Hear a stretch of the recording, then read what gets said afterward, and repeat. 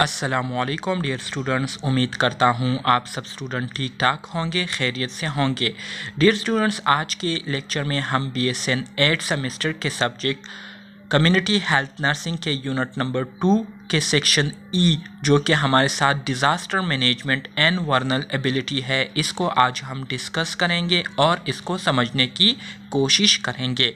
इससे पहले कि हम अपने लेक्चर की शुरुआत करें, तमाम नए आने वाले दोस्तों से गुजारिश है कि चैनल को सब्सक्राइब करें, साथ ही बेल आइकन को दबाएं ताकि नए वीडियोस की नोटिफिकेशन आप दोस्तों को टाइम पर मिलती रहे। तो डियर स्टूडेंट्स, आज के लेक्चर के ऑब्जेक्टिव्स हमारे साथ मौजूद है, जिसमें हम डिटेल के साथ मंदरजा झेल टॉपिक्स पर बात करेंगे। सबसे पहले हम डिफ़ाइन करेंगे डिज़ास्टर को, कि डिज़ास्टर किसे कहते हैं।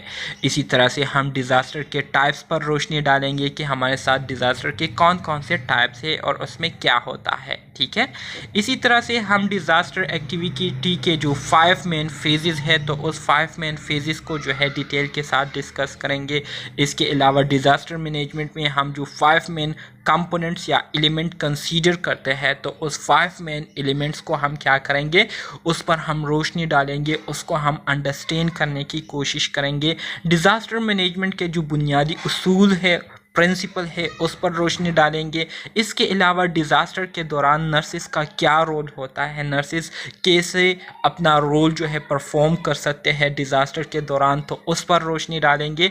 और at the end of the lecture हम डिज़ास्टर के इफ़ेक्ट्स के हवाले से बात करेंगे कि डिज़ास्टर की वजह से कम्युनिटी पर क्या असरात पड़ते हैं, कम्युनिटी में जो ह्यूमन बीइंग रहते हैं उन पर क्या असरात पड़ते हैं, उनकी जो सोशियो इकनॉमिक स्टेटस है वो कैसी मुतासिर होती है। तो इन चीज़ों पर डिटेल के साथ बात करेंगे। सबसे पहले हम स्टार्ट करेंगे डिज़ास्टर से, कि डिज़ास्टर किसे कहते हैं, व्हाट इज़ डिज़ास्टर, डिज़ास्टर क्या है। डिज़ास्टर की अगर मैं आपको लफ्ज़ी मानी बताऊं, तो डिज़ास्टर से मुराद तबाही है। अचानक से आने वाली जो तबाही होती है उसको हम क्या कहते हैं, डिज़ास्टर कहते हैं। इसी तरह से अगर जनरल अल्फाज में मैं आपको डिज़ास्टर की तारीफ़ करके बताऊं, तो डिज़ास्टर से मुराद ऐसे अचानक आने वाले ख़तरनाक हालात को कहते हैं, जिसकी वजह से ना सिर्फ ह्यूमन बीइंग्स बल्कि जहाँ पर ह्यूमन बीइंग रह रहे होते हैं वो माशरा, वो कम्युनिटी, उसका जो माशी कंडीशन होती है, उसकी जो माशरती कंडीशन होते हैं, इसी तरह से उसके जो तौर तरीके होते हैं, उस कम्युनिटी के जो फंक्शन होते हैं, वो सारे जो है बुरी तरह से मुतासिर हो जाते हैं और वो अपने फंक्शंस को लॉस कर देते हैं, जिसकी वजह से फिर वहाँ पर रहने वाले जो लोग होते हैं वो अपनी कम्युनिटी के रिसोर्सेज को यूज़ करते हुए अपनी जो नीड्स है उसको पूरा करने से कासिर हो जाते हैं, ठीक है। वो फिर अपने रिक्वायरमेंट खुद से पूरा नहीं कर पाते। तो ऐसे अचानक ख़तरनाक हालात, ख़तरनाक सिचुएशन जो आते हैं, इसको हम क्या कहते हैं, इसको हम डिज़ास्टर कहते हैं, ठीक है। जैसे कि सैलाब का आना, जैसे कि ज़लज़लों का आना, जैसे कि तूफ़ान का आना, ऐसी सिचुएशन क्या होते हैं, ऐसे सिचुएशंस को हम डिज़ास्टर कहते हैं, ठीक है। यहाँ पर आपको जो डिफिनीशन की गई है, इंतहाई सिंपल अल्फाज में आपको डिज़ास्टर के बारे में जो है बताया जा रहा है, जिसमें कहते हैं कि a disaster is a sudden hazardous event that seriously disturb the functioning of a community or society and causes human, material and economic or environmental losses that exceed the community or society ability to cope using its own resources। वही बातें हैं जो कि मैंने आपको इसकी definitions से पहले बताए थे, जिसमें कहते हैं कि डिज़ास्टर जो है ये एक ऐसे सडन हैज़ार्डियस इवेंट होते हैं जो कि हमारे कम्युनिटी या माशरे के जो फंक्शन होते हैं ना सिर्फ उसको बुरी तरह से मुतासिर करती है, बल्कि इसके साथ साथ हमारी कम्युनिटी में जो लोग रहते हैं, ठीक है, हमारे कम्युनिटी का जो इंफ्रास्ट्रक्चर होता ہوتا ہے، ہماری کمیونٹی کا جو سوشو اکنامک سٹیٹس ہوتی ہے، ٹھیک ہے، تو وہ کیا ہو جاتی ہے، وہ مکمل طور پر تباہ ہو جاتی ہے، اور پھر وہ کمیونٹی یا وہ سوسائٹی جو ہے اپنے ریسورسز کو یوز کرتے ہوئے اپنے نیڈز کو پورا کرنے کے قابل نہیں رہتی۔ تو ایسے اچانک سے آنے والے خطرناک جو حالات ہوتے ہیں، تو ایسے حالات کو ہم کیا کہتے ہیں، ڈیزاسٹر کہتے ہیں۔ صحیح ہے، امید کرتا ہوں اس کی سمجھ آپ اسٹوڈنٹس کو آ گئی ہوگی۔ اب ہم بات کریں گے ٹائپس آف ڈیزاسٹر کے حوالے سے۔ یہاں پر اگر آپ ڈیزاسٹر کے ٹائپس کو دیکھیں تو ہمارے ساتھ میجرلی یا بیسک جو ٹائپ ہے اس میں دو ہے، ایک ہمارے ساتھ نیچرل ڈیزاسٹر ہوتے ہیں، ایک ہمارے ساتھ مین میڈ ڈیزاسٹر ہوتے ہیں۔ نیچرل ڈیزاسٹر کی اگر میں آپ کو بتاؤں تو نیچرل ڈیزاسٹر سے مراد یہ ہے کہ یہ وہ تباہی کن حالات ہوتے ہیں جو کہ قدرت کی طرف سے آتے ہیں، ٹھیک ہے، جو کہ قدرتی طور پر آتے ہیں، تو اس کو ہم نیچرل ڈیزاسٹر کہتے ہیں۔ اور مین میڈ ڈیزاسٹر سے مراد یہ ہے کہ وہ تباہیاں جس میں انسانوں کا ہاتھ ہو، جو کہ انسانوں کی جو ہے حق درمی کی وجہ سے جو ہے آتی ہے، انسانوں کی جو ہے شیطانی کی وجہ سے آتی ہے، انسانوں کا جو ایک دوسرے کے ساتھ جو کینہ بغض ہوتا ہے اس کی وجہ سے جو تباہیاں آتی ہے، تو اس کو ہم کیا کہتے ہیں، مین میڈ ڈیزاسٹر کہتے ہیں، ٹھیک ہے۔ تو اس کو ہم آگے ڈیٹیل کے ساتھ اب ڈسکس کریں گے۔ سب سے پہلے ہم بات کریں گے نیچرل ڈیزاسٹر کی۔ نیچرل ڈیزاسٹر میں اگر آپ دیکھیں تو پہلے نمبر پر آپ کے پاس میٹیورولوجیکل ڈیزاسٹر ہے۔ میٹیورولوجیکل ڈیزاسٹر سے مراد جو ہوائی طوفان وغیرہ ہوتے ہیں، ٹھیک ہے، جو ہوائی تباہیاں ہوتی ہے جس میں آپ کے سائیکلون آ جاتے ہیں، طوفان کو کہتے ہیں، ٹائفونز آ جاتی ہے جس کو ہم آندھی کہتے ہیں، ہیوریکین مطلب سمندری طوفان ہو گئے، ٹھیک ہے، سنو سٹورم سے مراد برفانی طوفان، تو یہ سارے آپ کے کیا ہے، یہ سارے آپ کے میٹیورولوجیکل ڈیزاسٹر میں آتے ہیں، ٹھیک ہے، اور اس کو ہم نیچرل ڈیزاسٹر کہتے ہیں۔ اسی طرح سے اگر آپ دوسرے نیچرل ڈیزاسٹر کو دیکھیں، ٹوپولوجیکل ڈیزاسٹر، تو ٹوپولوجیکل ڈیزاسٹر میں لینڈ سلائڈنگ آ جاتی ہے، ٹھیک ہے، فلڈ آ جاتے ہیں جس کو ہم سیلاب کہتے ہیں، ارتھکویک جس کو ہم زلزلے کہتے ہیں، اور volcanic eruption سے مراد یہ ہے کہ جو پہاڑ ہوتے ہیں اور اس سے لاوا نکلتا ہے، تو اس کو ہم کیا کہتے ہیں، volcanic eruption کہتے ہیں، یا اچانک سے جنگلات میں جو کیا کہتے ہیں، آگ لگ جاتی ہے، تو اس طرح کے جو ڈیزاسٹر ہوتے ہیں اس کو ہم کیا کہتے ہیں، یہ ٹوپولوجیکل ڈیزاسٹر میں آتے ہیں اور یہ نیچرل ڈیزاسٹر ہے۔ اسی طرح سے اگر آپ تیسرے نمبر پر دیکھیں تو اس میں بایولوجیکل ڈیزاسٹر آتے ہیں۔ بایولوجیکل ڈیزاسٹر سے مراد یہ ہے کہ جو کمیونیکیبل ڈیزیزز ہے، ایپیڈیمکس ہو گئے، پینڈیمکس ہو گئے، ٹھیک ہے، تو یہ سارے آپ کے بایولوجیکل ڈیزاسٹر میں آتے ہیں اور یہ نیچرل ڈیزاسٹر کے سب ٹائپس ہے، ٹھیک ہے، آپ دیکھ سکتے ہیں۔ اسی طرح سے مین میڈ ڈیزاسٹر کی اگر ہم بات کریں تو مین میڈ ڈیزاسٹر میں پہلے نمبر پر ایکسیڈنٹ آتے ہیں، مثال کے طور پر ٹرانسپورٹیشن ایکسیڈنٹ ہو گئے جس میں پلین کریش ہو جاتا ہے، ٹرک یا کوئی ٹرین جو ہے وہ کریش ہو جاتا ہے جس کی وجہ سے بہت زیادہ تعداد میں لوگوں کی جو ہے اموات ہوتی ہے یا لوگ انجرڈ ہوتے ہیں، تو یہ آپ کے ٹرانسپورٹیشن ایکسیڈنٹ میں آتا ہے۔ اسی طرح سے collapse of building, dams, bridge and other structures, اسی طرح سے بلڈنگز کا گر جانا، ٹھیک ہے، جس کی وجہ سے لوگ جو ہے وہ بری طرح سے متاثر ہوتے ہیں، ڈیمز کا جو ہے ٹوٹ جانا یا بریجز کا ٹوٹ جانا یا دوسرے ایسے اسٹرکچرز کا ٹوٹ جانا جس کی وجہ سے لوگوں کی جو ہے جانیں چلی جاتی ہے، لوگ جو ہے بہت زیادہ زخمی ہو جاتے ہیں، تو یہ ہمارے ساتھ اس میں آتا ہے۔ اسی طرح سے آگ کا لگنا، اسی طرح سے مائن ڈیزاسٹر ہو گئے، ٹھیک ہے، اسی طرح سے technological failure such as miss shape at a nuclear power,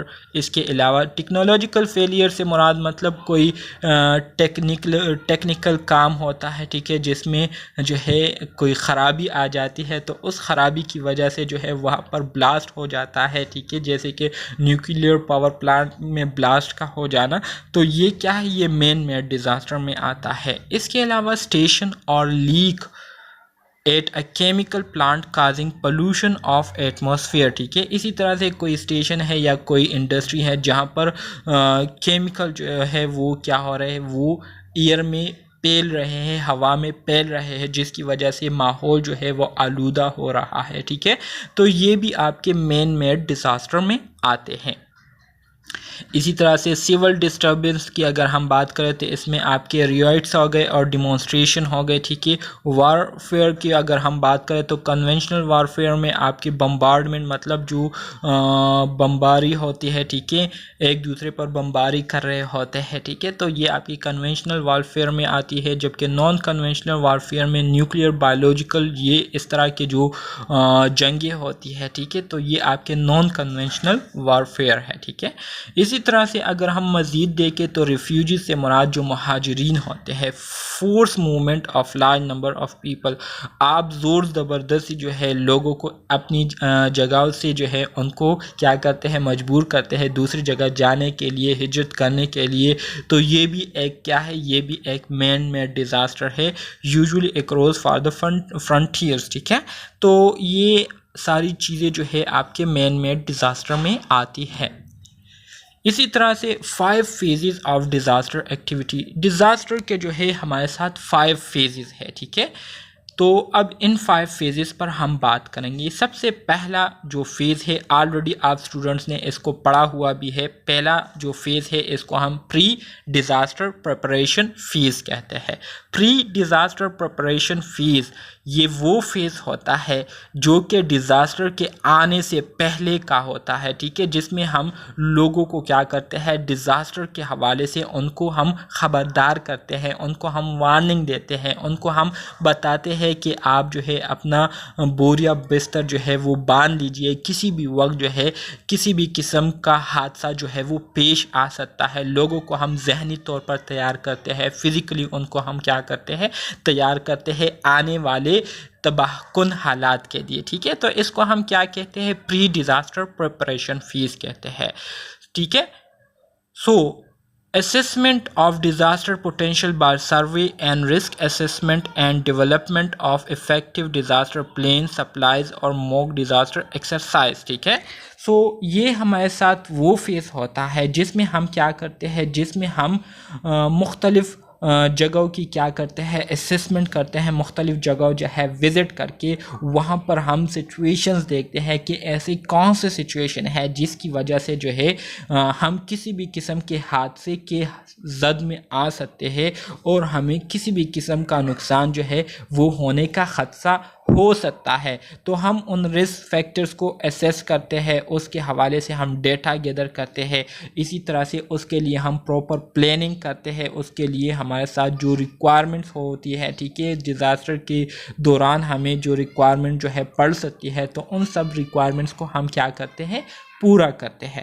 تو پری ڈیزاسٹر پریپریشن فیز یہ وہ فیز ہوتا ہے جس میں ہم ڈیزاسٹر کے آنے سے پہلے ہم کیا کرتے ہیں، تمام تیاریاں سب کچھ پہلے سے ہم کیا کرتے ہیں، اپنے آپ کو پریپیئر رکھتے ہیں اور ہماری جو تیاریاں ہوتی ہے وہ کیا ہوتی ہے، وہ مکمل ہوئی ہوتی ہے. ہم نے سب کچھ پلان کیا ہوا ہوتا ہے کہ اگر کبھی کسی قسم کا حادثہ پیش آئے تو اس حادثے کو ہم نے کیسے مینیج کرنا ہے، کیسے ہم نے اس کو ڈیل کرنا ہے.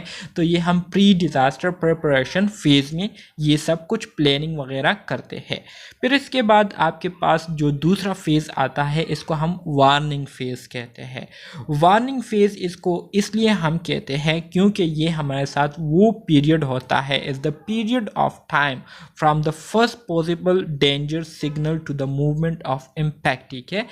وارننگ فیز یہ وہ فیز ہوتا ہے، یہ وہ ٹائم پیریڈ ہوتا ہے جس میں ہم کیا کرتے ہیں، لوگوں کو خبردار کرتے ہیں، لوگوں کو ہم کیا کرتے ہیں، وارننگ دیتے ہیں کہ کسی بھی ٹائم خطرہ جو ہے وہ آپ کے سر پر جو ہے آ سکتا ہے، کسی بھی قسم کا حادثہ جو ہے کسی بھی ٹائم ہو سکتا ہے. سو اس لیے آپ تمام لوگ جو ہے اس جگہ کو جو ہے چھوڑیں یا اس جگہ سے جو ہے جتنا جلدی ہو سکے اس سے آپ کیا کر لیں، ایویکویٹ کر لیں، یہاں سے چلے جائیں یا اپنی بوری بستر جو ہے اس کو کیا کر لیں، باندھ لیں اور اپنی جو ضروری سامان ہے اس کو جو ہے آپ پیک کر لیجئے اور اپنے آپ کو جو ہے مینٹلی طور پر، ذہنی طور پر جو ہے تیار رکھیں، ٹھیک ہے. تو اس کو ہم وارننگ فیز کہتے ہیں. Increase redness warning population and hospital. اس میں ہم کیا کرتے ہیں، اس میں ہم سب کو کیا کرتے ہیں، وارن کرتے ہیں، اسی طرح سے پوری آبادی جو ہے وہ خبردار ہو جاتی ہے، اسی طرح سے ہاسپٹل میں بھی ہم ایمرجنسی کو نافذ کر دیتے ہیں۔ پھر اس کے بعد آپ کے پاس جو تیسرا فیز آتا ہے اس کو ہم کیا کہتے ہیں؟ امپیکٹ فیز یا ہولڈنگ آن فیز کہتے ہیں۔ امپیکٹ فیز یا ہولڈنگ آن فیز یہ وہ فیز ہوتا ہے جس میں حادثہ جو ہے وہ پیش ہو جاتا ہے، حادثہ جو ہے یہ واقعہ ہو جاتا ہے، ٹھیک ہے، اور جس چیز کہ ہم لوگوں کو وارننگ دے رہے تھے، جس چیز سے ہم لوگوں کو خبردار کر رہے تھے، تو وہ حادثہ جو ہے وہ پیش ہو جاتا ہے۔ مثال کے طور پر اگر ہم سیلاب کے حوالے سے لوگوں کو خبردار کر رہے تھے تو امپیکٹ فیز یہ وہ ٹائم ہوتا ہے جس میں وہ سیلاب جو ہے آ جاتا ہے اور آپ کی جو سوسائٹی ہوتی ہے وہ اس کے زد میں آ جاتی ہے، ٹھیک ہے، تو اس کو ہم امپیکٹ فیز کہتے ہیں۔ از the phase in which the disaster actually strikes and in which the little can be done to mitigate damage or to increase the number of survivors، ٹھیک ہے۔ امپیکٹ فیز یہ وہ فیز ہوتا ہے جس میں حقیقتاً وہ حادثہ پیش آ جاتا ہے جس کے بارے میں ہم لوگوں کو خبردار کر رہے تھے، اور یہ وہ فیز ہوتا ہے جس میں ہم پھر بہت کم تعداد میں جو ہے لوگوں کو اس جگہ سے کیا کر دیتے ہیں، لوگوں کو اس جگہ سے دوسری جگہ لے جانے کی کوشش کرتے ہیں اور لوگوں کو بچانے کی کوشش کرتے ہیں، ٹھیک ہے۔ اسی طرح سے آپ کے پاس جو فورتھ فیز ہے ڈیزاسٹر ایکٹیویٹیز میں، تو اس کو ہم ایمرجنسی فیز کہتے ہیں۔ اس کے نام سے ہی آپ کو معلوم ہو رہا ہوگا کہ اس میں ہم کیا کرتے ہیں، begin at the end of the impact and continues until the immediate threat of additional destruction has passed and the community is organized for recovery and rehabilitation۔ Emergency phase dear students یہ وہ phase ہوتا ہے جو کہ accident کے ہونے کے بعد جو ہے شروع ہوتا ہے۔ مثال کے طور پر سیلاب آ گیا، آپ کی کمیونٹی کو جو ہے اس نے کیا کیا، افیکٹ کر لیا۔ اب سیلاب کی جو ریلی ہے وہ آپ کی جو کمیونٹی ہے اس سے گزر رہی ہے، ٹھیک ہے، اور یہ اس وقت تک جاری رہتی ہے جب تک جو ہے وہ ریلی پوری طرح سے گزر نہ جائے، ٹھیک ہے۔ جب سیلاب کا خطرہ جو ہے ٹل جاتا ہے، اس کی جو ڈینجر ہے وہ تھوڑی سی ڈیکریز ہو جاتی ہے، تو اس کے بعد ایمرجنسی فیز جو ہے وہ سٹارٹ ہو جاتا ہے، جس میں ہم کیا کرتے ہیں، جس میں ہم لوگوں کو جو متاثر ہوئے ہوتے ہیں حادثے کی وجہ سے ان کو ہم کیا کرتے ہیں، ریکور کرتے ہیں اور ان کو دوسری جگہ منتقل کرنے کا کام کرتے ہیں۔ اس میں بیسیکلی ہم کیا کرتے ہیں، اس میں بیسیکلی ہم نے جو سٹارٹ میں پلاننگ کی تھی تو اس پلاننگ کو ہم کیا کرتے ہیں، ایمرجنسی فیز میں امپلیمنٹ کرتے ہیں، ٹھیک ہے۔ اسی طرح سے آپ کے پاس جو لاسٹ فیز آتا ہے تو اس کو ہم ریکوری فیز کہتے ہیں۔ ریکوری فیز کیا ہے؟ Recovery phase begin during the emergency phase and end gradually with the resumption of normal community order and function۔ Recovery phase یہ وہ فیز ہوتا ہے جو کہ ایمرجنسی فیز کے دوران ہی اس کی شروعات ہو جاتی ہے اور اس وقت تک ریکوری فیز جاری ہوتی ہے جب تک کمیونٹی کو اور کمیونٹی کے جو فنکشن تھے اس کو ہم دوبارہ سے بحال نہ کر لے، تو اس کو ہم کیا کہتے ہیں، اس فیز کو ہم ریکوری فیز کہتے ہیں۔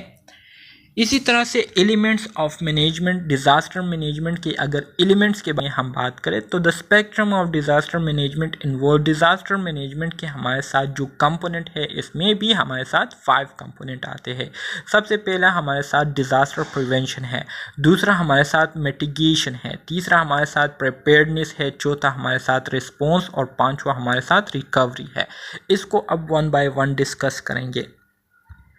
سب سے پہلے اگر ہم بات کریں ڈیزاسٹر پریونشن کی تو اس کا بنیادی مقصد کیا ہوتا ہے، measures which are aimed at امپیڈنگ the occurrence of the disaster event and اور پریونٹنگ سچ ان اکرنس ہیونگ ہارمفل افیکٹ اور کمیونٹیز، ٹھیک ہے۔ ڈیزاسٹر پریونشن سے مراد یہ ہے کہ یہ ہمارے ساتھ وہ پروسیس ہوتا ہے جس میں ہم کیا کرتے ہیں، جس میں ہم لوگوں کو کسی بھی قسم کے حادثے کے زد میں آنے سے ان کو ہم کیا کرتے ہیں، بچاتے ہیں، یا اگر کبھی کوئی ڈیزاسٹر جو ہے یہ واقع ہو جائے تو اس ڈیزاسٹر سے ہم ان لوگوں کو کیسے باہر نکال سکتے ہیں، تو یہ سب کچھ ہم ڈیزاسٹر پریونشن میں کرتے ہیں. دا formulation and implementation of long range policies and programme. اسی طرح سے ڈیزاسٹر پریونشن میں ہم بیسیکلی کیا کرتے ہیں، ڈیزاسٹر پریونشن میں ہم بیسیکلی لانگ ٹرم پلاننگ کرتے ہیں، اور اس لانگ ٹرم پلاننگ اور جو رولز ریگولیشن جو پالیسیز ہوتی ہے اس کو ہم کیا کرتے ہیں، امپلیمنٹ کرتے ہیں. ٹھیک ہے. اسی طرح سے آپ کے پاس جو دوسرا کمپوننٹ آتا ہے ڈیزاسٹر مینجمنٹ میں، تو اس کو ہم ڈیزاسٹر میٹیگیشن کہتے ہیں. ڈیزاسٹر میٹیگیشن سے مراد یہ ہے کہ یہ وہ فیز ہوتا ہے، یہ وہ پروسیجر ہوتا ہے جس کے ذریعے ہم کیا کرتے ہیں، جس کے ذریعے ہم جو لوگ ڈیزاسٹر سے متاثر ہوئے ہوتے ہیں، ٹھیک ہے، تو ان لوگوں کو ہم کیا کرتے ہیں، ان لوگوں کو ہم مزید اس ڈیزاسٹر کے زد میں آنے سے کیا کرتے ہیں، ان کو بچاتے ہیں، اور جتنے لوگ اس سے متاثر ہوئے ہوتے ہیں، ٹھیک ہے، تو ان کو ہم وہاں سے نکال کر ان کی جو پرابلم ہوتے ہیں، ان کی جو پریشانی ہوتی ہے، ان کا جو نقصان ہوا ہوتا ہے، تو اس کو کم کرنے کی کوشش کرتے ہیں. صحیح ہے. سو mayor aimed at reducing the impact of a natural اور man made disaster on a nation اور کمیونٹی. مطلب یہ ہے کہ اس کے ذریعے ہم کیا کرتے ہیں، اس کے ذریعے ہم ڈیزاسٹر کے جو اثرات ہوتے ہیں اس کو کم کرنے کی کوشش کرتے ہیں.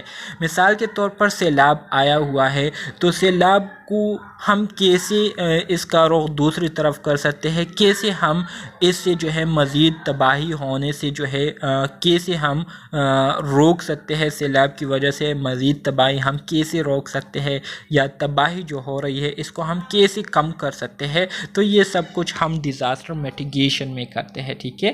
Include ورنریبلٹی analysis, public education. اس میں ہم کیا کرتے ہیں، اس میں ہم بیسیکلی دیکھتے ہیں کہ کتنی پاپولیشن جو ہے اس کے زد میں آ سکتی ہے، اور اس کے ساتھ ساتھ لوگوں کو ہم کیا کرتے ہیں، ایجوکیٹ کرتے ہیں. لوگوں کو ہم بتاتے ہیں کہ آپ اب اس سچویشن میں کس طرح سے اپنے آپ کو مختلف قسم کی بیماریوں سے جو ہے محفوظ رکھ سکتے ہیں، کیسے آپ اپنا اور اپنے فیملیز کا خیال رکھ سکتے ہیں، ان کے صحت کا خیال رکھ سکتے ہیں. تو اس کے لیے ہم ان کو کیا کرتے ہیں، پبلک ایجوکیشن دیتے ہیں. اسی طرح سے جو تیسرا کمپوننٹ ہے ہمارے ساتھ، اس کو ہم ڈیزاسٹر پریپیئرڈنیس کہتے ہیں.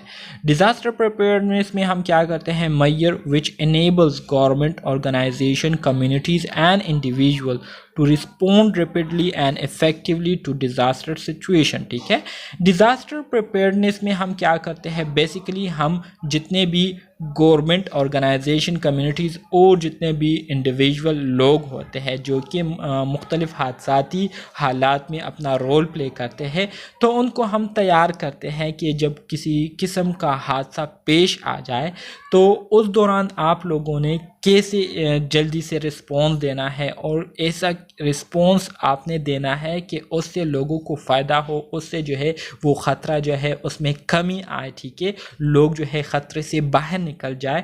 تو کیسے آپ لوگوں نے اس طرح کا رسپانس دینا ہے، تو اس کے حوالے سے ہم کیا کرتے ہیں، جتنے بھی آرگنائزیشن ہوتے ہیں، جتنے بھی سسٹم ہوتے ہیں، اس کو پریپیئرڈ کرتے ہیں.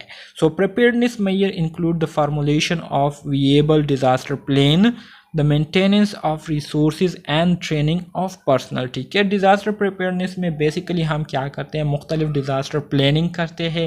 اسی طرح سے ڈیزاسٹر کے دوران ریسورسز کو ہم کیسے مینٹین رکھیں گے، اور جتنے بھی لوگ ہمیں چاہیے ہوتے ہیں ڈیزاسٹر کے دوران، ٹھیک ہے، تو ان کو ہم کیا کرتے ہیں، ٹریننگ دیتے ہیں، ان کو ڈیزاسٹر کے لیے تیار کرتے ہیں. سو organising, planning, کوآرڈینیٹنگ، resources planning and training are its major concern. So basically disaster preparedness میں ہم کیا کرتے ہیں، مختلف قسم کی پلاننگ کو آرگنائز کرتے ہیں، اس کو کوآرڈینیٹ کرتے ہیں. کوآرڈینیٹ سے مراد اس پر مل جل کر کولیبریشن کے ساتھ عمل کیا جاتا ہے. ریسورسز پلاننگ کی جاتی ہے کہ ڈیزاسٹر کے دوران کسی قسم کی ریسورس کی کمی واقع نہ ہو. ٹھیک ہے. اور اسی طرح سے جو والنٹیئرز ہوتے ہیں ان کو پراپر ٹریننگ دیتے ہیں تاکہ وہ پراپر طریقے سے لوگوں کو کیا کرے، لوگوں کو جو ہے ان کو ریکور کرے، ان کو جو ہے ایویکویٹ کرے ان خطرے کے جگہوں سے. ٹھیک ہے. اسی طرح سے جو فورتھ فیز ہمارے ساتھ آتا ہے تو اس کو ہم ڈیزاسٹر رسپانس کہتے ہیں. سو response measures are those which are taken immediately prior to and following disaster. Such measures are directed towards saving life and protecting property and dealing with the immediate damage caused by the disaster. So requires a coordinating approach and involve fire and police departments, skillful triage system and effective performance of organization job. Disaster response سے مراد یہ ہے کہ یہ ہمارے ساتھ اس میں وہ لوگ ہوتے ہیں، ان کا کام یہ ہوتا ہے کہ بیسیکلی جب ڈیزاسٹر کاز ہونے والا ہوتا ہے، جب کوئی حادثہ پیش آنے والا ہوتا ہے یا جب حادثہ پیش آ جاتا ہے تو اس کے فوراً انہوں نے کیا کرنا ہوتا ہے، اقدامات کرنے ہوتے ہیں. جو پلاننگ انہوں نے کی ہوتی ہے تو اس پلاننگ پر پھر عمل درآمد کرنا ہوتا ہے. سو ان کا بنیادی کام یہ ہوتا ہے کہ انہوں نے کیا کرنا ہوتا ہے، لوگوں کی جانیں بچانی ہوتی ہے، ٹھیک ہے، لوگوں کی جو پراپرٹیز وغیرہ ہے اس کو بچانے کی کوشش کرنی ہوتی ہے، کس طرح سے لوگوں کو ڈیزاسٹر کے زد میں آنے سے ہم بچا سکتے ہیں. تو یہ سارے کام جو ہے ڈیزاسٹر رسپانس کے دوران جو والنٹیئرز ہوتے ہیں، جو مختلف آرگنائزیشن جو سسٹم ہوتے ہیں، انہوں نے یہ کام کرنے ہوتے ہیں، ٹھیک ہے. So it success depend وائٹلی on good preparedness. اس کی جو کامیابی ہے، ٹھیک ہے، وہ ڈپینڈ کرتی ہے آپ کی پریپیئرنیس پر. اگر آپ کے جو والنٹیئرز ہے، آپ کے اگر جو ڈپارٹمنٹ ہے وہ پوری طرح سے پریپیئرڈ ہو تو وہ بہتر طریقے سے پرفارمنس دے سکیں گے اور وہ افیکٹولی لوگوں کو جو ہے بچا سکیں گے، لوگوں کو جو ہے مختلف قسم کے خطرات سے باہر نکال سکیں گے. اسی طرح سے آپ کے پاس جو 5 نمبر ایلیمنٹ آتا ہے یا کمپوننٹ آتا ہے، اس کو ہم ڈیزاسٹر ریکوری کہتے ہیں. Recovery is the process by which communities and nations are assisted in returning to their proper level of functioning following a disaster. ٹھیک ہے، وہی بات ہے جو کہ اسٹارٹ میں نے آپ کو کہی تھی کہ ریکوری یہ ایک ایسا عمل ہوتا ہے جس میں ہم کیا کرتے ہیں، جس میں ہم جو حادثے سے دو چار کمیونٹیز ہوئی ہوتی ہے، ٹھیک ہے، سو ان کمیونٹیز کو ہم دوبارہ سے کیا کرتے ہیں، ان کو ہم دوبارہ سے آباد کرنے کی کوشش کرتے ہیں اور ان کے جو کمیونٹی فنکشن ہوتے ہیں، ان کے جو رول ہوتے ہیں، ان کی جو لائف ایکٹیویٹیز ہوتی ہے، اس کو دوبارہ نارمل پر لانے کی کوشش کی جاتی ہے. Disaster situation has been کنسیپچولائز as a process with different phases. ٹھیک ہے، ان H different phase the information needed, the action required, the problem encounter and people involved may be quite different. ٹھیک ہے، کہتے ہیں کہ جو ڈیزاسٹر ہوتا ہے تو یہ مختلف فیزز پر مشتمل ہوتا ہے اور اسی طرح سے ہر ایک فیز کے لیے مختلف انفارمیشن کی ضرورت ہوتی ہے، مختلف قسم کے سکلز جو ہے ریکوائرڈ ہوتے ہیں، مختلف قسم کے پرابلم کو سالو کرنے کے لیے مختلف ٹیکنیکس ریکوائر ہوتے ہیں اور اسی طرح سے مختلف سکلز فل لوگوں کی جو ہے ضرورت ہوتی ہے جو کہ ان فیزز کو کیا کرے، ڈیل کر سکے. Disaster management کانٹینم. ڈیزاسٹر مینجمنٹ کانٹینم میں سب سے پہلا آپ کے پاس پریونشن فیز آتا ہے، ٹھیک ہے، جس میں ہم یا تو لوگوں کو کسی بھی قسم کے حادثے کا شکار ہونے سے ان کو بچاتے ہیں یا اگر شکار ہو جاتے ہیں تو ان کو مزید نقصان پہنچانے سے بچانے کی کوشش کیا جاتا ہے. اسی طرح سے میٹیگیشن میں جب ڈیزاسٹر کاز ہو جاتا ہے تو اس کے بعد ہم کیسے لوگوں کو جو ہے اس ڈیزاسٹر کے جو اثرات ہے اس سے جو ہے بچا سکتے ہیں اور اس کے اثرات کے زد میں آنے سے ان کو ہم کیسے بچا سکتے ہیں، یہ ہم میٹیگیشن میں کرتے ہیں. پریپیئرنیس میں ہم کیا کرتے ہیں، جو مختلف آرگنائزیشن ہوتے ہیں، مختلف جو ڈپارٹمنٹ ہوتے ہیں، ان کو آنے والے خطرات کے لیے تیار کرتے ہیں. جب ڈیزاسٹر واقعہ ہو جاتی ہے تو اس کے بعد جو پلاننگ ہم نے کی ہوتی ہے، جو لوگوں کو پریپیئر کیا ہوتا ہے تو انہوں نے رسپانس دینا ہوتا ہے اور آخر میں ہمارے پاس ریکوری فیز آتا ہے جس میں ہم دوبارہ سے لوگوں کو آباد کرنے کی کوشش کرتے ہیں، لوگوں کو آباد کرتے ہیں، لوگوں کی جو کمیونٹی ہے اس کو دوبارہ سے نارملائز کرنے کی کوشش کرتے ہیں. अप्रोच टू इमरजेंसी केयर या हमारे साथ इमरजेंसी केयर के मेथड्स कौन से हैं, तो बेसिकली हमारे साथ 3 बुनियादी अप्रोचेस या 3 बुनियादी मेथड है जिसके ज़रिए हम इमरजेंसी केयर दे सकते हैं, जिसमें पहले नंबर पर आपके पास डिज़ास्टर ट्रायेज है, दूसरे नंबर पर आपके साथ हॉस्पिटल ट्रायेज है और तीसरे नंबर पर आपके पास इमरजेंसी मेडिकल सर्विसेज आती है। सो ये 3 वो बुनियादी मेथड है जिसके ज़रिए हम इमरजेंसी केयर देते हैं डिज़ास्टर के दौरान, ठीक है। डिज़ास्टर मैनेजमेंट प्रिंसिपल, अब अगर हम डिज़ास्टर मैनेजमेंट के जो उसूल है उसके हवाले से हम बात करें तो सबसे पहला उसूल डिज़ास्टर मैनेजमेंट का ये है कि अ कंसाइज क्लियर डिज़ास्टर प्लान, कि हम एक ऐसी प्लानिंग करें जो कि क्या हो, कंसाइज हो, जिसमें टू द पॉइंट बातें हुई हो और हर एक बात जो है सबको जो है वो अंडरस्टैंडेबल हो, सबको जो है हर एक बात की जो है वो समझ आ रही हो, ठीक है, जो कि प्लानिंग के दौरान हमने करनी होती है। Clearly define role, clearly define role से मुराद ये है कि डिज़ास्टर मैनेजमेंट के लिए हमारे पास जो डिफरेंट डिपार्टमेंट होते हैं तो उन डिपार्टमेंट में जो लोग काम कर रहे होते हैं तो हर एक बंदे को अपनी ज़िम्मेदारियों के बारे में पता होना चाहिए कि डिज़ास्टर के दौरान मेरा क्या काम होगा, मैं क्या काम करूँगा, कैसे करूँगा, तो इन सब चीज़ों के बारे में उनको पता होना चाहिए। फिर इसी तरह से जो तीसरा प्रिंसिपल है वो ये है कि कम्युनिटी एजुकेशन, मतलब ये है कि आप कम्युनिटी को जो है मुख्तलिफ़ हादसात के हवाले से उनको एजुकेट करें, उनको मुख्तलिफ़ ट्रेनिंग दें, उनको जो है बताए कि कैसे वो मुख्तलिफ़ हादसाती हालात में वो अपने आप को बचा सकते हैं, उनका रोल क्या होना चाहिए, उनके जो है ज़िम्मेदारियाँ क्या होनी चाहिए, ठीक है। तो इसके हवाले से कम्युनिटी को जो है एजुकेट करना होता है।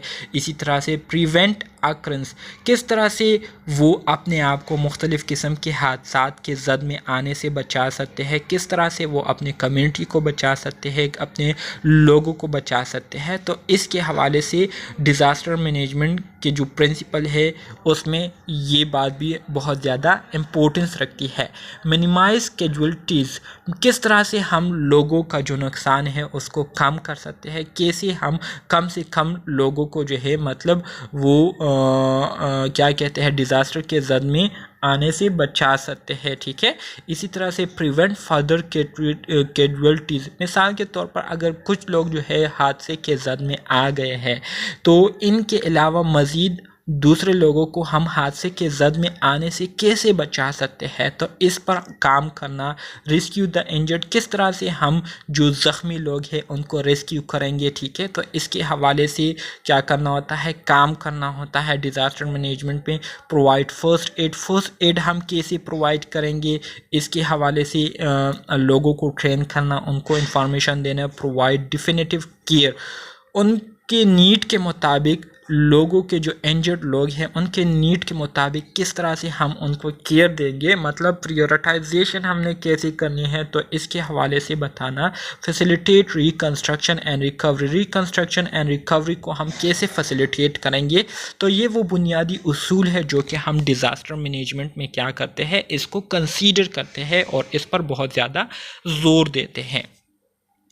द डिज़ास्टर पैराडाइम या मॉडल, हमारे साथ जो डिज़ास्टर पैराडाइम या मॉडल है तो डी स्टैंड फॉर डिटेक्ट, मतलब ये है कि डिज़ास्टर में सबसे पहला काम हमारा ये होता है कि हम क्या करें, डिटेक्ट करें, चीज़ों को आइडेंटिफाई करें, सिचुएशंस को जो है आइडेंटिफाई करें कि सिचुएशन नॉर्मल है या एब नॉर्मल है, ठीक है। I stand for incident command, incident command से मुराद ये है कि आपको जो है इंसिडेंट्स के बारे में आपके पास नॉलेज हो। जब आपके पास नॉलेज होगी, ठीक है, जब आपके पास इंफॉर्मेशन होगी तो फिर आपको पता होगा कि कैसे मैंने इस सिचुएशन को हैंडल करना है, कैसे मैंने इस सिचुएशन को डील करना है, कैसे मैंने इस सिचुएशन से बाहर निकलना है। S stand for scene safety and security, S में हम क्या करते हैं, एस में हम देखते हैं कि कौन से जगह जो है हमारे लिए सेफ़ है, कौन से जगह जो है हमारे लिए सिक्योर है, जो कि हम डिज़ास्टर के दौरान फिर उसको सेलेक्ट करते हैं और वहाँ पर हम क्या करते हैं, वहाँ पर हम मुंतकिल होने की कोशिश करते हैं। ए स्टैंड फॉर एसेस हैज़र्ड्स, ठीक है, ए के ज़रिए हम क्या करते हैं, इसमें हम हैज़र्ड्स को एसेस करते हैं कि مزید کہاں سے جو ہے ہمیں خطرہ ہو سکتا ہے، مزید کہاں سے جو ہے خطرہ جو ہے وہ آ سکتا ہے، ٹھیک ہے. تو اس کی ہم اسیسمنٹ کرتے ہیں. اسٹینڈ فار سپورٹ نیڈڈ، مطلب یہ ہے کہ جو نیڈی لوگ ہوتے ہیں ڈیزاسٹر کے دوران ہمارے ساتھ جو نیڈی لوگ ہوتے ہیں، تو ان نیڈی لوگوں کو ہم نے کیسے سپورٹ کرنا ہے، کیسے ہم نے ان کی جو ریکوائرمنٹس ہے اس کو ہم نے پوری کرنی ہے. ٹی اسٹینڈ فار ٹرائیج یا ٹریٹمنٹ، ہم نے ٹریٹمنٹ کیسی دینی ہے. E stand for evacuation and are stand for recovery. تو یہ بھی آپ لوگوں نے یاد رکھنا ہے. Role of nurse in disaster, disaster میں نرسز کا کیا رول ہوتا ہے. سو caring out their own responsibilities, nursing کی جو اپنی رسپانسبلٹیز جو ذمہ داریاں ہوتی ہیں تو نرسز اس کو کیا کرتی ہے، پورا کرتی ہے. اسی طرح سے allowing others to carry out their own responsibilities، اور اسی طرح سے نرسز جو ہے دوسرے لوگوں کو بھی الاؤ کرتی ہے کہ وہ اپنی جو رسپانسبلٹیز ہے اس کو بخوبی جو ہے پورا کرے، ٹھیک ہے، تاکہ لوگوں کو فائدہ پہنچے، تاکہ لوگ جو ہے کیا کرے، لوگوں کو ریلیف ملے. اسی طرح سے ایڈیکوائٹ ایبزرور، ٹھیک ہے، نرسز کا ایک رول یہ ہوتا ہے کہ یہ کیا کرتے ہیں، پوری طریقے سے اچھے طریقے سے لوگوں کو کیا کرتی ہے، آبزرو کرتی ہے. آبزرویشن سے مراد یہ ہے کہ لوگوں کو دیکھتی ہے کہ جن کو اگر کسی قسم کی نیڈ کی ضرورت ہو تو ان کی نیڈ جو ہے پورا کیا جا سکے. Check availability of all supply, nurses کا دوسرا رول یہ ہوتا ہے کہ انہوں نے جتنی بھی ریسورسز ہوتے ہیں، ٹھیک ہے، تو اس پر چیک بیلنس رکھنا ہوتا ہے کہ جو ریکوائرمنٹس ہمیں ڈیزاسٹر کے دوران ہوں گی تو آیا وہ پوری طرح سے اویلیبل ہے یا نہیں، تو اس کو چیک کرنا ہوتا ہے.